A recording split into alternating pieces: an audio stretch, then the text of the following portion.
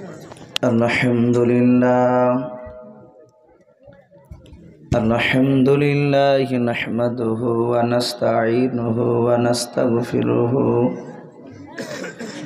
wa nu'minu bihi wa natawakkalu alayhi wa na'udzu billahi min shururi anfusina wa min sayyiati a'malina. Man yahdihillahu fala mudilla lahu wa man yudlilhu fala hadiya lahu wa la nadhira lahu wa la wazira lahu wa la mushira lahu wa la na'ima lahu wa ashhadu an la ilaha illallah wahdahu la syarika lahu la jidda lahu wa la nidda lahu wa la misla lahu wa nashhadu anna sayyidana wa sanadana wa habibana wa habiba rabbina وحبيب ربنا وطبيبنا وطبيب قلوبنا ومولانا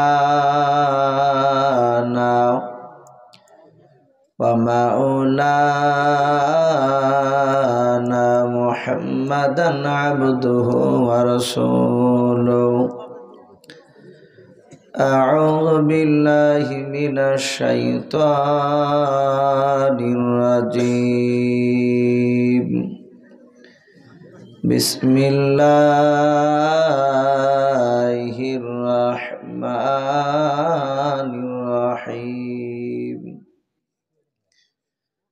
ولقد آتينا داود وسليمان علما وقال الحمد لله الذي فضلنا على كثير من عباده المؤمنين.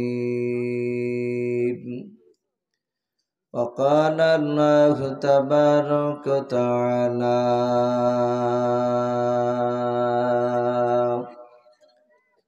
وما أرسلناك إلا رحمة للعالمين.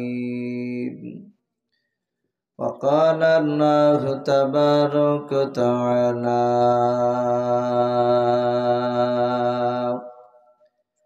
ونبي هريرة قال النبي صلى الله تعالى عليه وسلم إن الله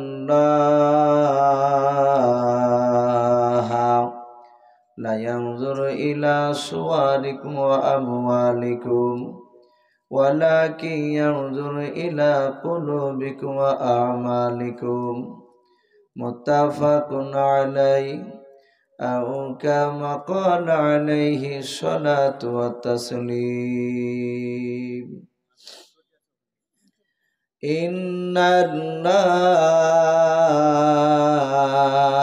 الله وملائكته يصلون على النبي يا أيها الذين آمنوا صلوا عليه وسلموا تسليما. محبت সবাই দুরূদ ইব্রাহিম পড়ুন। আল্লাহুম্মা সাল্লি আলা মুহাম্মাদিন ওয়া আলা আলি মুহাম্মাদ কামা সাল্লাইতা আলা ইব্রাহিম ওয়া আলা আলি ইব্রাহিম ইন্নাকা হামিদুম মাজিদ। আল্লাহুম্মা বারিক আলা মুহাম্মাদিন ওয়া আলা আলি মুহাম্মাদ কামা বারাকতা আলা ইব্রাহিম ওয়া আলা আলি ইব্রাহিম ইন্নাকা হামিদুম مجيد صلى الله تعالى عليه وسلم فرقان حميد نازل হলো জিবরিল দ্বারাতে কুরআন মাজিদ নাজিল হলো জিবরিল দ্বারাতে ধ্যানরত ছিলেন নবী ধ্যানরত ছিলেন নবী গারে হেরাতে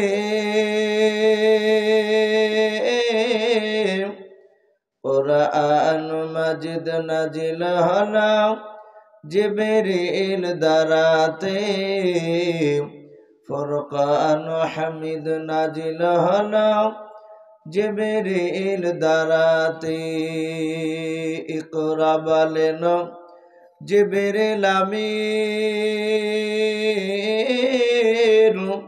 নবীজিকে দেন পড়ার তালিম নবী বলেন উম্মে আমিন নবী বলেন উম্মে আমিন জানি না পড়িতে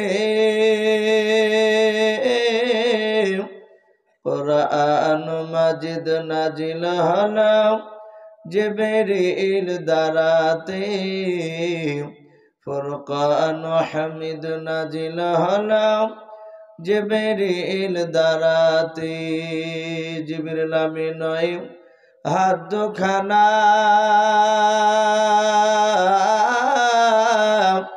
ধরে চাপ দিলেন তিনি নবীর সিনা ভয় নবীজির ঠোঁট দুটো ভয় নবীজের ঠোঁট দুটো লাগিল কাঁপিতে কুরআন মাজিদ নাজিল হলো জিবরিল দ্বারাতে ফুরকান হামিদ নাজিল হলো জিবরিল দ্বারাতে জিবরিল পড়িলেন সূরা আলাক নবীজি ছিলেন অতি চালাক তাড়াতাড়ি জিবরিলের সঙ্গে তাড়াতাড়ি জিবরিলের সঙ্গে লাগিলেন পড়িতে কুরআন মাজিদ নাজিল হলো জিবরিল দ্বারাতে ফুরকান হামিদ নাজিল হলো জিবরিল দ্বারাতে নবীজি বলেন ওগো খাদিজা ঠান্ডা কাপে মোর কলিজা নবীজি বলেন ওগো খাদিজা ঠান্ডা কাপে মোর কলিজা ওড়াও চাদর জান চলে যায় ওড়াও চাদর জান চলে যায় জ্বরের জ্বালাতে কুরআন মাজিদ নাজিল হলো জিবরিল দ্বারাতে ফুরকান হামিদ নাজিল হলো জিবরিল দ্বারাতে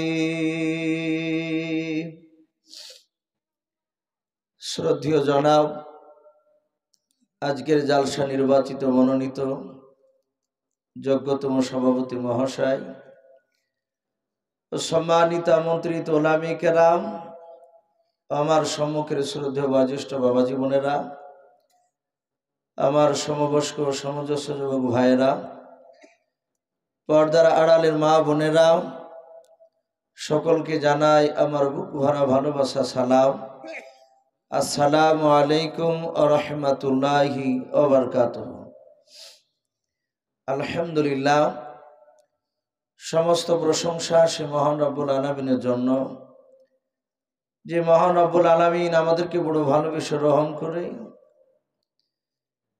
এতক্ষণ পর্যন্ত তার পবিত্র নবীজির মহব্বতের মাদ্রাসায় আমাদেরকে যে বসে থাকার তৌফিক দান করেছেন, আমরা বসতে পেরেছি, তাই মহান রব্বুল আলামিনের দরবারে শুকরিয়া স্বরূপ আদায় করে বলুন আলহামদুলিল্লাহ।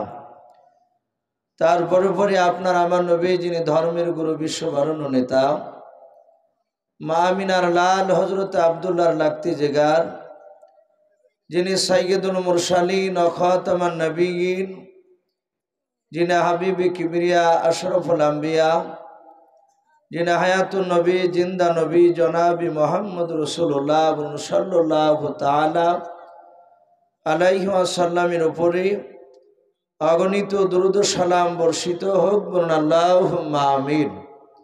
ভাই, আরেকবার সকলে হচ্ছে আওয়াজ বলি আল্লাহুম্মা আমিন। সম্মানিত ভাই, আমার বাবা জীবনেরা, আমি আপনাদের সম্মুখে কোরআনুল কারীম থেকে সূরাতুন নামাল থেকে আমি দুটো আয়াতের টুকরা তেলাওয়াত করেছি।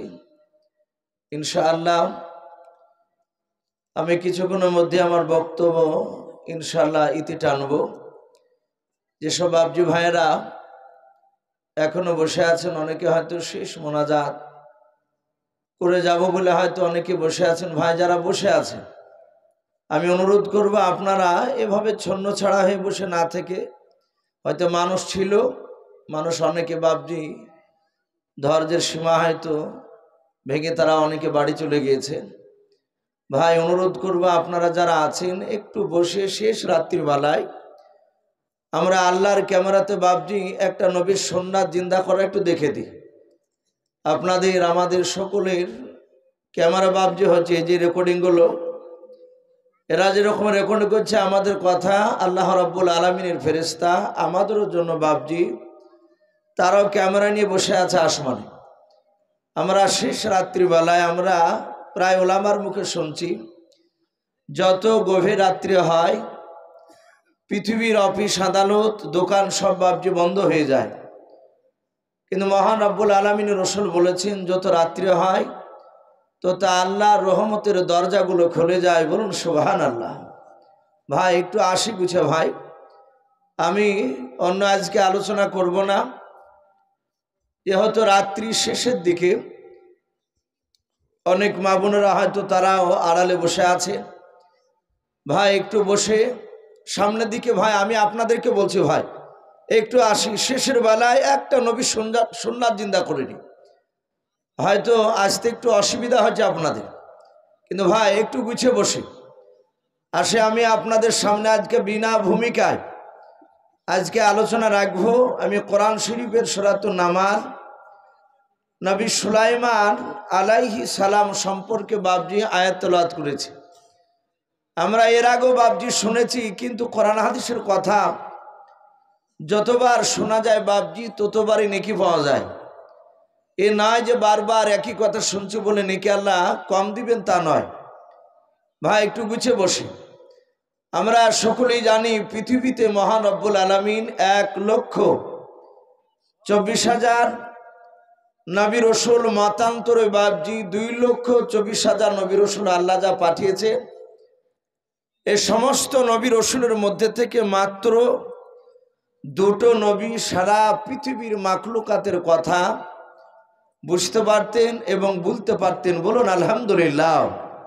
দুটো নবী আমরা জানি সকলেই, প্রথম যিনি নবী সারা পৃথিবীর মাখলুকাতের কথা উনি বুঝতে পারতেন এবং বলতে পারতেন, তিনি ছিলেন আপনার আমার নবী আকা কামলিওয়ালা মাক্কি মাদানী জনাবে মোহাম্মদ রাসূলুল্লাহ সাল্লাল্লাহু তাআলা আলাইহি ওয়াসাল্লাম।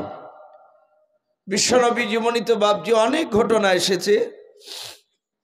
নবীজি নবুয়াত প্রাপ্ত হওয়ার আগেও বিশ্বনবীর সাথে যখন বাবজি খাদিজাতুল কুবরা রাদিয়াল্লাহু তাআলা আনহার সাথে বাবজি তখনও বিয়ে হয় নাই। আমরা জানি যে বিশ্বনবী খাদিজার বাড়িতে গোলাম হিসেবে বাবজি ছাগল চড়াতে গিয়েছিলেন, এটা আমরা সকলেই জানি। ওই সময় বিশ্বনবী রহমতের নবীকে বাবজি পরীক্ষা করার জন্য মা খাদিজাতুল কুবরা রাদিয়াল্লাহু তাআলা আনহা ওনার একেবারে খানদানের দুটো বাপজি ছেলে যুবক, একটার নাম ছিল বাপজি মাইসারা, দ্বিতীয় আরেকটা খাদিজার যে বাপজি বংশের আরেকটা যুবক ভাই, তার নাম ছিল মুমাইয়াজা। এই দুজনকে বিশ্ব নবীকে পরীক্ষা নেওয়ার জন্যই রসুলের সাথে বাপজি পাঠানো হয়েছিল। কেন পরীক্ষা নিতে চেয়েছিলেন খাদিজা?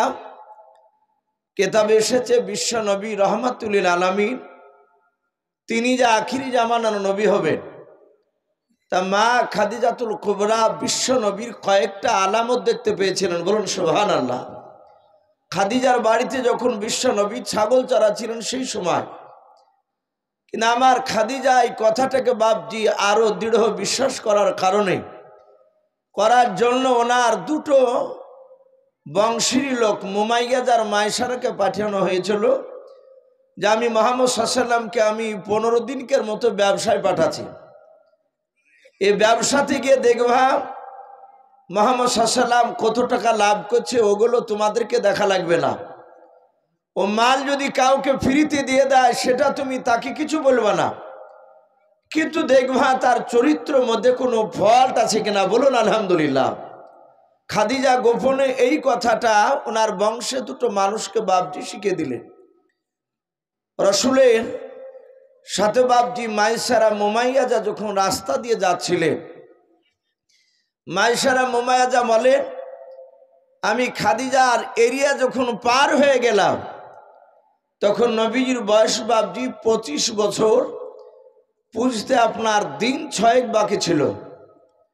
তা আল্লাহ রসুল সাল্লাল্লাহু তাআলা আলাইহি ওয়াসাল্লাম যখন হাঁটছিলেন, মাইসারা মুমাইয়াজা বলে দেখলাম দুই ধারে গাছের ডাল, তখন নবুয়ত প্রকাশ হয়নি নবীর, লোকেরা জানতো না যে ইনি আখিরি জামানার রসুল। তা এতটুক জানতো যে মুহাম্মদ সাল্লাল্লাহু আলাইহি ওয়াসাল্লাম তিনি সৎ মানুষ, কাউকে আঘাত দিয়ে কথা বলে না, কারোর সামনে অশ্লীল ভাষা ব্যবহার করে না, এটা মানুষেরা জানতো। মুহাম্মদ সাল্লাল্লাহু আলাইহি ওয়াসাল্লাম মিথ্যা কথা বলে না। তা আল্লাহ রসুল যখন আসতে দিয়ে যাচ্ছিলেন, দুই দিকের গাছের ডাল, তারা ডালগুলো নুয়ে নিয়ে আমার বিশ্বনবীর সাথে কথা বলছিল। বলুন আলহামদুলিল্লাহ। হযরত মাইসারা মুমাইয়াজা আরো বলে আমরা দেখছিলাম মুহাম্মদ সাল্লাল্লাহু আলাইহি ওয়াসাল্লাম মাটির সাথে ছোট ছোট পাথর মাটিতে পড়েছিল, ওই পাথরের সাথে মুহাম্মদ সাল্লাল্লাহু আলাইহি ওয়াসাল্লাম কি যেন গুনগুন করে ইশারায় মাথা লড়ে লড়ে কথা বলছিল। বলুন আলহামদুলিল্লাহ। রসুল 15 দিন পর ব্যবসা করে যখন বাড়ি আসলে, নবী রহমাতুল আলামিন ব্যবসার হিসাব দিতে গেলে খাদিজা বললেন ওগো মোহাম্মদ যুবক সাল্লাম, আমি তোমার হিসাব এখন নিব না, তুমি বাড়ি চলে যাও। নবীজি বাড়ি চলে গিয়েছে, আর ওইদিকে মাইসারা মুমাইয়াজাকে ডেকে বলছেন আচ্ছা নবীর মধ্যে কোনো চরিত্র ফল, কোনো খারাপ জিনিস দেখতে পেয়েছো? মাইসারা মুমাইয়াজা তারা দুজনায় ডাক দিয়ে বলেছিল খাদিজাও, আমরা মুহাম্মদ সাল্লাল্লাহু আলাইহি ওয়াসাল্লামকে যত কাছে গিয়ে আমরা দেখলাম, ওনাকে দেখলাম জঙ্গলের গাছের সাথে যেন কি যেন গুনগুন করে কথা বলছিল। আল্লাহর নবী জনাব মুহাম্মদ রাসূলুল্লাহ সাল্লাল্লাহু তাআলা আলাইহি ওয়াসাল্লাম নবীজির বাপ যে আপনার পাথরের সাথে কথা বলা পর্যন্ত আলোচনা করলেন। আমার খাদিজা ডাক দিয়ে বলেছিলেন ভাই মাইসারা মুমাইয়াজা তোমরা আপন আপন বাড়িতে চলে যাও, আর কিছু বলা লাগবে না। আমি আখিরে জামানার নবীকে চিনতে পেরেছি।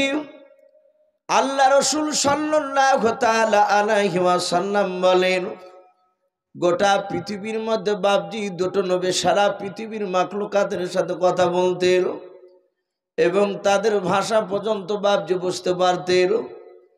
এক নম্বর নবী আপনার আমার নবী জনাবে মুহাম্মদ রাসূলুল্লাহ সাল্লাল্লাহু তাআলা আলাইহি ওয়াসাল্লাম। দ্বিতীয় আর একটা নবী আল্লাহ রসুল বলেছেন উনি ছিলেন আমার দ্বিতীয় ভাই হযরতে সুলাইমান। বলুন সুবহানাল্লাহ।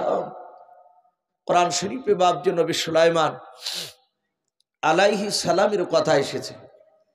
ওনার তাফসীরে বাপজি আপনার জীবনীতে পাওয়া যায়। রসুল এটাও বলেছেন পৃথিবীতে এমন একটা নবী তিনি বাদশাহ ছিলেন যার জীবনে কোনোদিন অভাব হয়নি। বলুন আলহামদুলিল্লাহ। তিনি ছিলেন এই হযরত সুলাইমান আলাইহিস সালাম। ওনার কিছু কথা বাপজি আমি আপনাদের সামনে তুলি শেষ মোনাজাত করে। আশা করি বাপজি আমরা সকলে আপন আপন বাড়ি চলে যাব। আমরা সকলেই জানি কোরআন শরীফে বাপজি নবী সুলাইমান আর ওনার আব্বারও কথা বাপজি কোরআন শরীফে সূরাতুন নামল মহান রব্বুল আলামিন বলেছেন, ওয়ালাকাদ আতাইনা দাউদা ওয়া সুলাইমান ইলমা। আল্লাহ নিজে বলছেন আমি দাউদ আলাইহিস সালাম আর তার সন্তান সুলাইমান আলাইহিস সালামকে আমি অনেক ইলম দান করেছিলাম। বলুন আলহামদুলিল্লাহ। এই নবী সুলাইমান আলাইহিস সালাম তিনি এত জ্ঞানী গুণী ছিলেন। মহান রব্বুল আলামিনের রাসূল আরো বলেছেন দাউদ নবী পয়গম্বর একটা দেশের তিনি বাদশা ছিলেন আর তার সন্তান নবী সুলাইমান শুধু একটা দেশের নয় গোটা পৃথিবীর তিনি বাদশা ছিলেন। বলুন সুবহানাল্লাহ। আমরা এটাও শুনেছি ওলামার মুখে যারা ইতিহাস পড়েছে গোটা পৃথিবীতে বাপজি 4টে বাদশাহ, তারা সারা পৃথিবীতে বাপজি তারা বাদশাহী চালিয়েছিল। তার মধ্যে 2টো বাদশাহ তারা গোটা পৃথিবীকে বাপজি আপনার শোষণ করেছিল, আপনার দাদাগিরি চালিয়েছিল। আর 2টো বাদশাহ তারা বাপজি শাসন করেছিল গোটা পৃথিবীকে। তার মধ্যে বলা হয়েছে 2টো বাদশাহ ছিল বেঈমান আর 2টো বাদশাহ ছিল বাপজি ইমানদার। যেই 2টো বেঈমান বাদশাহ গোটা পৃথিবীর দাদাগিরি করেছিল তার মধ্যে থেকে প্রথম নাম্বার বেঈমান বাদশাটার নাম ছিল বখতে নাসার। এ একটা বেঈমান বাদশাহ। দ্বিতীয় আর একটা বেঈমান বাদশাহ তার নাম কেতাবে লিখেছেন হযরতে ইব্রাহিম আলাইহিস সালামের জামানায় যে কুখ্যাত বেঈমান বাদশাহ আল্লাহ পাঠিয়েছিলেন সেই বাদশার নাম কেতাবে এসেছে নমরুদ। এই নমরুদ বেঈমান গোটা পৃথিবী বাপজি সে শাসন করেছিল। আর 2টো যে ইমানদার বাদশাহ গোটা পৃথিবীকে তারা শাসন করেছিলেন। 1 নম্বর তিনি বাদশাহ, তিনার নাম কেতাবে লিখেছে হযরতে জুলকারনাইন। কোরআন শরীফে জুলকারনাইন শব্দ এসেছে। অনেকেই বলেছেন বাদশাহ সেকেন্দার, আবার কেউ কেউ বলেছেন না উনি বাদশাহ সেকেন্দার নয়, এই জুলকারনাইন উনি আলাদার একজন বাদশাহ। কিন্তু বেশিরভাগ জমহুর উলামারা তারা বলেছেন না যিনি জুলকারনাইন উনি বাদশাহ সেকেন্দার ছিলেন। ইয়াজুজ মাজুজে বাপজি নাম শুনেছি যাদের রাস্তা বন্ধ করে দিয়েছিলেন গুহা, তিনি ছিলেন এই জুলকারনাইন বাদশাহ। দ্বিতীয় আর একটা বাদশাহ গোটা পৃথিবী বাপজি শাসন করেছিলেন, তিনি ছিলেন হযরতে সুলাইমান আলাইহিস সালাম। ওনার জীবনীতে অনেক ঘটনা এসেছে।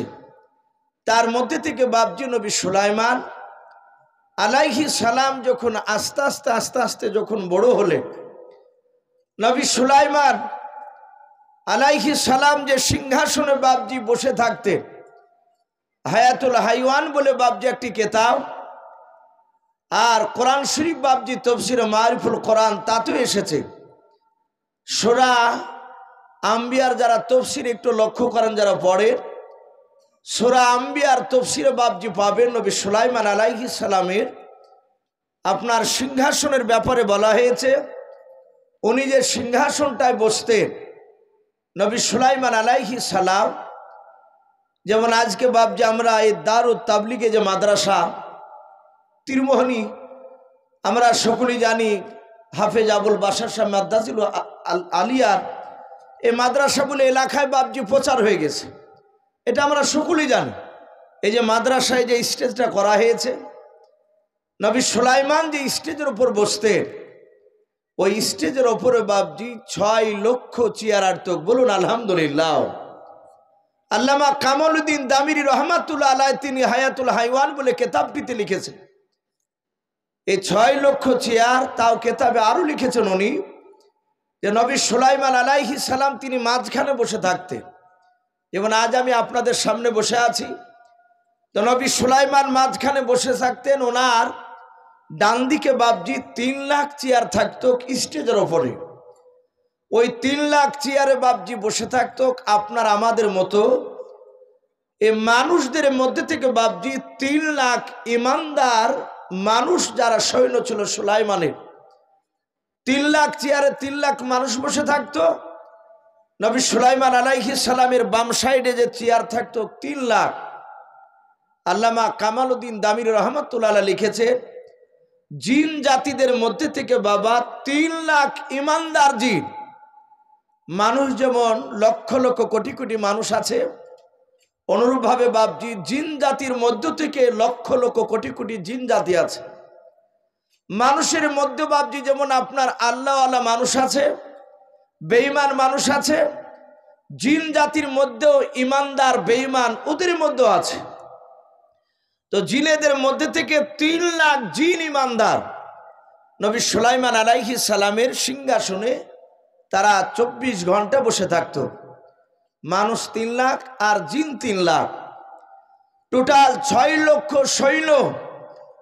তাফসীরে আরো লিখেছে যে সুলাইমান আলাইহিস সালামের মাথার উপরে 2-4 লাখ পাখি নয়, বলা হয়েছে প্রায় 20 লক্ষর উপরে পাখিরা তারা ডানাতে ডানা মিলে সকাল থেকে নিয়ে সূর্য ডোবা পর্যন্ত তারা সূর্যের তাপকে আড়াল করে নবী সুলাইমান আলাইহিস সালামের পুরা সিংহাসনটাকে ঘেরাও করে নিয়ে তারা ওপরে দাঁড়িয়ে থাকতো। বলুন আলহামদুলিল্লাহ।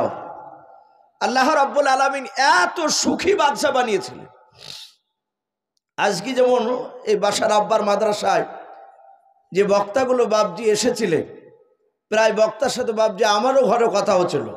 এই যে আমার পূর্বেকার বক্তা জয়নাল আবেদিন সাহেব মাদ্দাজুল আলী হুজুরও যে বাপজি আপনার ওখানেও ছিলেন, যাতে ঢুকেছি বলে বাবা ইস্যু আসলে বাপ, তো বললো হুজুর হ্যাঁ। তারপরে উনিও বাথরুমে থেকে ঘুরিয়ে এসে বলছেন বাসার সাহেবের সত্যি মাদ্রাসাটা সত্যি রুচিসম্মত, এরকম মাদ্রাসা হয় দরকার। প্রতিটি মাদ্রাসার বাপজি যারা এসছে তারা বলছে সত্যি মাদ্রাসা দেখে জান জুড়ে যাচ্ছে, যেখানে যাচ্ছে সেখানে বাপজি পরিষ্কার পরিচ্ছন্নতা, এটা হওয়া দরকার। অনেক জায়গায় বাপজি দেখা যায় লেভড়া হয়ে থাকে অফিস ঘর, আরো বিভিন্ন জায়গা থাকে। গতকালকে যেমন আমি একটা জায়গায় ছিলাম, আমি নাম করছি না ভাই, তো সেই মাদ্রাসার আমি হেড সাহেবকে বলেছি যে ভাই এ কোথায় বসতে দিয়েছেন বলেন তো, এই অফিস ঘরটা ঠিক করেননি? বলছে হুজুর আগামীতে ইনশাল্লাহ হবে, আল্লাহ যদি বেঁচে রাখা আপনি আগামী জালসা দেখতে পাবে। তো শৌখিন নবী সুলাইমান উনি এত শৌখিন বাদশা ছিলেন, ওনাকে সূর্যের তাপ যেন না লাগে তা আল্লাহ রাব্বুল আলামিন বলছেন আমি সুলাইমানকে আমার মাখলুকাতকে ওনার তাবে করে দিয়েছিলাম। বলুন আলহামদুলিল্লাহ। তো উনি ওইভাবে বাপজি পাখিদেরকে ইশারা করে রাখতেন। কেতাবে আরো লিখেছেন নবী সুলাইমান আলাইহিস সালাম উনি সিংহাসন নিয়ে বাপজি একা সিংহাসন থেকে নেমে চলাফেরা করতেন না। আল্লাহ রসুল বলছেন আল্লাহ রাব্বুল আলামিনের যে বাতাস, নবী সুলাইমানের বাপজি বাতাসটাকেও তাবি করে দিয়েছিলেন। বলুন আলহামদুলিল্লাহ। নবী সুলাইমান বাতাসকে বলতেন বাতাস আমার সিংহাসন উড়িয়ে নিয়ে চল। এই যে 6 লক্ষ চেয়ার একটা স্টেজের ওপর বাপজি রাখা, ভাবতে পারেন যে স্টেজটা কত বড় হতে পারে। এই যে আমরা মানুষ এখন বাপজি ছোট মানুষ, এই মাটি কাটতে গিয়ে দেখেন এক একটা পুরানো কবর দেখতে পাওয়া যায় না? অনেক সময়তে মাটি কাটতে গিয়ে বাপজি মাথা দেখতে পাওয়া যায়, এই রকম মোটা মাথা, তার এই আঙ্গুলগুলো বাপজি এত বড় লম্বা, তাহলে তার এই হাতের বাঁশিটা কত বড়। তাহলে আজ থেকে বাপজি 1000, 2000, 3000 বছর আগেকার মানুষ, তারা কি আমাদের সমান ছিল? বলেন, কথা বলেন। আমাদের সময় লম্বা ছিল না। তো সেই নবী সুলাইমানের সিংহাসনে বাপজি চেয়ার থাকতো, যেমন বড় মানুষ তেমনি বড় চেয়ার। আমার মনে হয় গোটা তীরমোহনী এলাকা এ দুধসারের সব মিলে 6 লক্ষ চেয়ারের বাপজি জায়গা হবে না। এত বড় সিংহাসন নিয়ে আল্লামা কামালউদ্দিন দামিরি কিংবা দিমিয়ারি দুটি বলা যায় রহমাতুল্লাহ আলাইহি, তিনি হায়াতুল হাইওয়ান কেতাবটিতে লিখেছে বাতাসকে হুকুম করতেন, আর অত বড় বিশাল সিংহাসন নিয়ে একদম আকাশ পথে সুলাইমান নবী উঠতেন। বলুন আলহামদুলিল্লাহ। উনি আরো লিখেছেন যে আসমানে কতটা ওপর দিয়ে উড়ে যেতে। আমরা সচরাচর বাবজি জাহাজ উড়া দেখতে পাই, একটা হাওয়াই জাহাজ আপনার এত দূর দিয়ে যায় মনে হয় যে পায়রা যাচ্ছে, ছোট ছোট কবিতা উঠছে তা মনে হয়। আবার ভূ করে শব্দ হয় হেলিকপ্টারে, এত কাছ দিয়ে এক একটা জাহাজ হেলিকপ্টার যায়, আমাদের মনে হয় যে দু চারটে ঝাড় থেকে বাঁশ কাটিলি সে জোর দিয়ে গোতা মেলে মনে হয় যে ওই জাহাজে ঠেকে যাবে, এত কাছ দিয়ে যায়। তো নবী সুলাইমান কতটা ওপর দিয়ে সিংহাসন নিয়ে উড়ে যেতেন।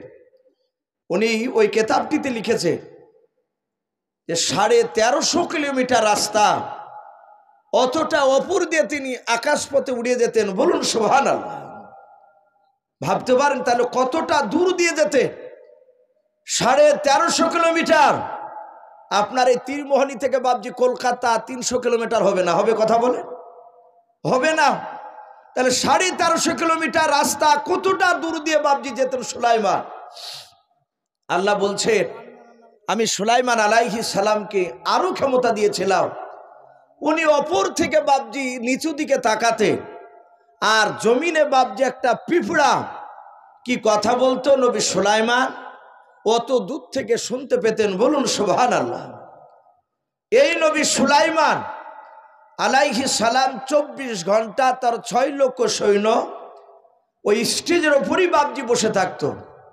দিনের বেলায় নবী সুলাইমান আলাইহিস সালাম তিনি ভ্রমণ করতে যাবেন, ঘুরতে যাবেন। আর এই ঘোরার ব্যাপারটা হাদিসে এসেছে। নবী বলেছেন পৃথিবী ভ্রমণ করা এটা হচ্ছে নবীদের সুন্নাত। বলুন আলহামদুলিল্লাহ।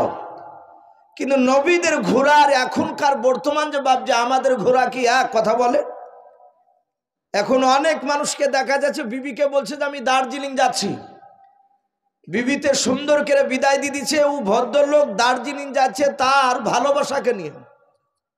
এরকম অনেক দেখতে পাওয়া যাচ্ছে।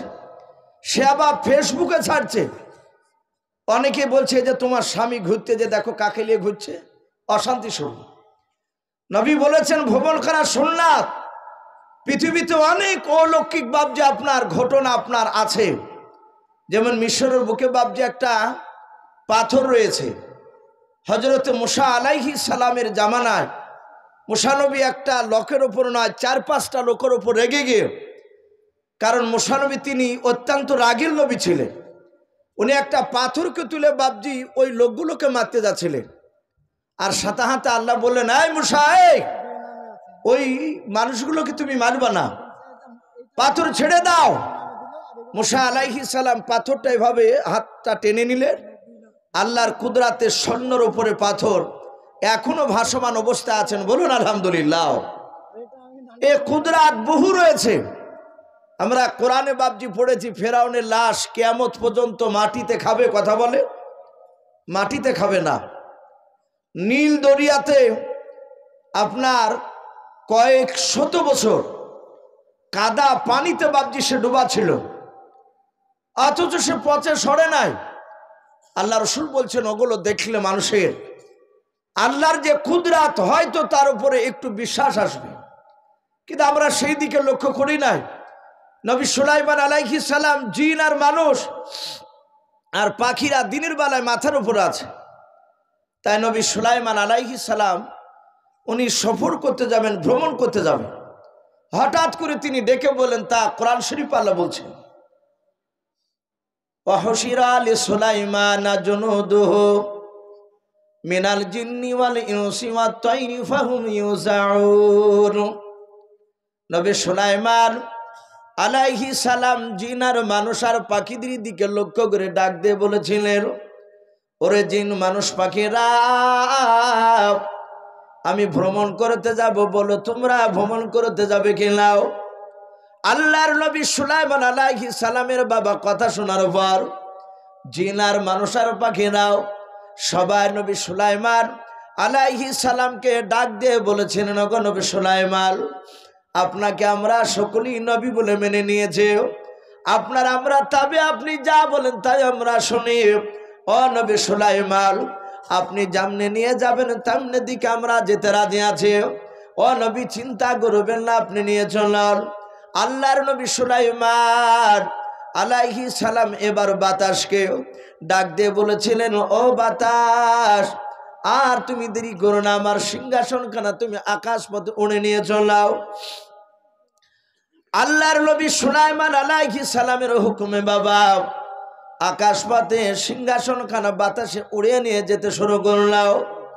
1350 কিলোমিটার ওপর নিয়েও আল্লাহর নবী সুলাইমানের বাবা সিংহাসনখানা নিয়ে যাচ্ছিলেন। নবী সুলাইমান আলাইহিস সালাম যে জায়গায় নামবেন বাবা, ওই জায়গায় নামার কিছু বাবজা আপনার কয়েক কিলোমিটার দূরে আল্লাহর নবী সুলাইমান আলাইহিস সালাম নিচু দিকে নয় বাবা বাতাসকে লক্ষ্য করে বলেছিলেন, ওরে বাতাস, ওই দেখ একটা ময়দান দেখতে পাওয়া যাচ্ছে, ওই ময়দানে আমার সিংহাসনখানা নিয়ে নামিয়ে দিবি।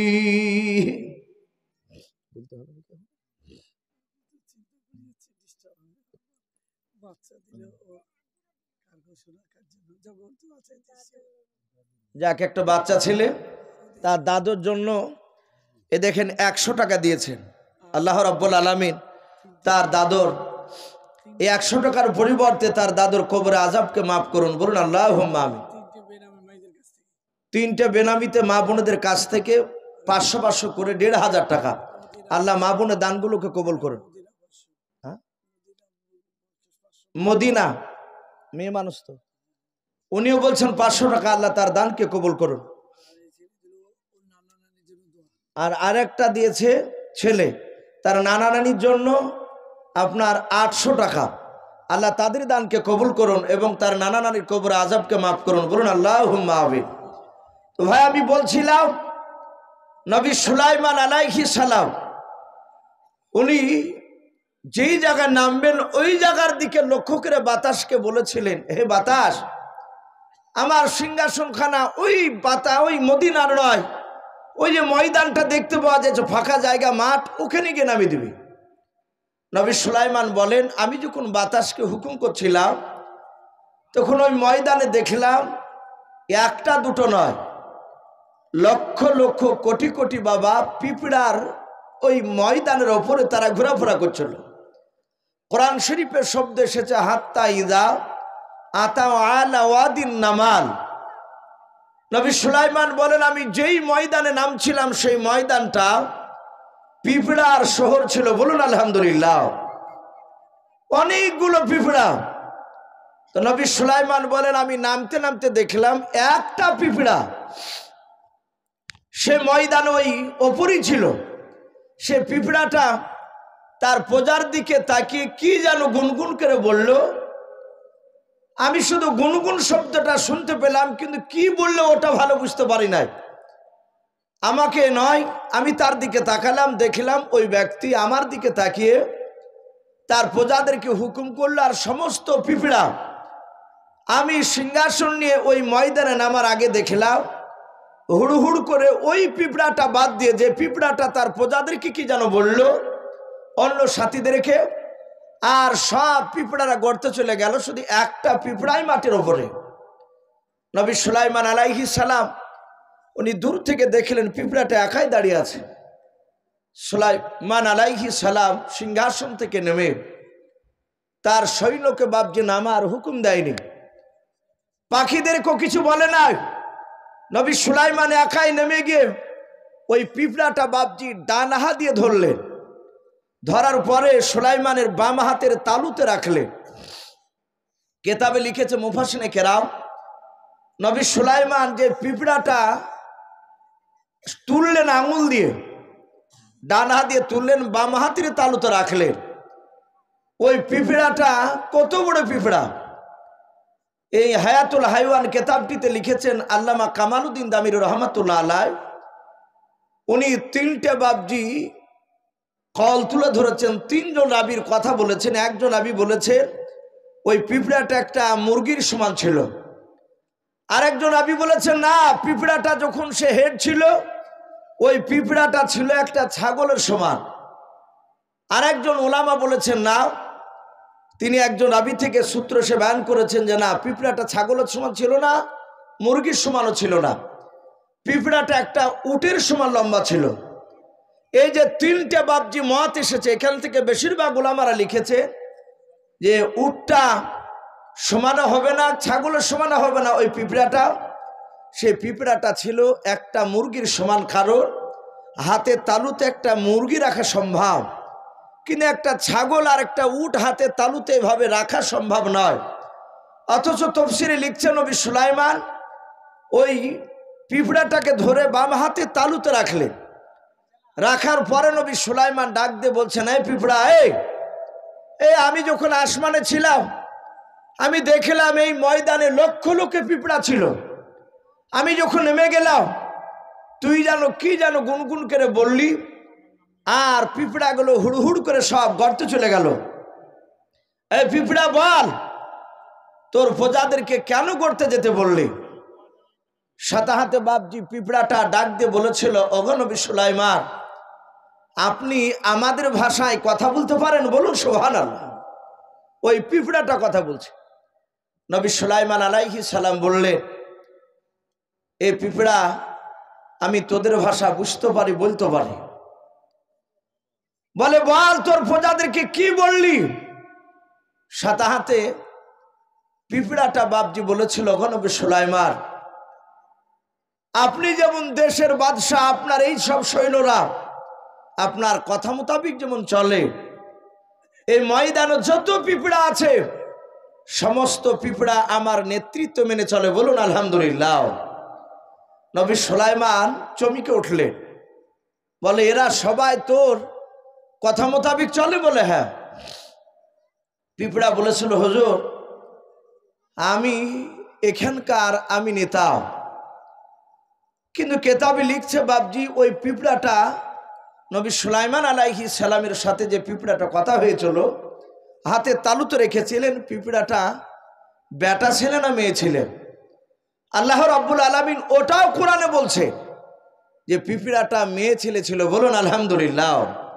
ওয়াকালাত, এই শব্দটা এসেছে এখানে মুআন্নাসে সেগা, স্ত্রীলিঙ্গ সেগা বাপজি সেখানে ব্যবহার করা হয়েছে। ওই পিঁপড়াটা বলল, ওগো নবী সুলাইমান, আমি এই ময়দানের পিঁপড়াদের মধ্যে আমি রানী, আমার কথা মোতাবিক চলে। বলে, কেন গর্তে যেতে বললা পিঁপড়া, তুমি একটু খুলে বলো। পিঁপড়াও ডাক দিয়ে বলেছিল, নবী সুলাইমান, ওগো নবী সুলাইমান, এত বড় বিশাল সিংহাসন খানাও, পৃথিবীতে আপনার ছাড়া দ্বিতীয় সিংহাসন কারো নাই। ওগো নবী সুলাইমান, আপনার সিংহাসনে আমি তাকে দেখলাম অনেকগুলো সৈন্য ভরা আছে। ওগো নবী সুলাইমান, আমি দূর থেকে তাকে দেখলাম আপনার সিংহাসনের গতিখানাও, মনে হলো আপনি আমার এই ময়দানে নামবেন, আর যদি নেমে যান আপনার প্রজারা সিংহাসন থেকে যদি নেমে তারা মাটিতে চলাফেরা করে। ওগো নবী সুলাইমান, আমরা একেবারে ক্ষুদ্র প্রাণী, আমাদের মাথার উপর আপনার সৈন্যরা পা দিলে আমরা পাটাস পাটাস করে মারা যাব। ওগো নবী সুলাইমান, আমি একজন নেত্রী হয়ে, আমি একজন রানী হয়ে আমার প্রজারা যদি মারা যায় আমি তাদেরকে সতর্ক করলাম না। ওগো বাদশা নামদার নবী সুলাইমান, কিয়ামতের ময়দানে হয়তো আল্লাহর কাঠ গড়ায় আমাকে জবাব দেওয়া লাগবে। জোরে বলুন সুবহানাল্লাহ।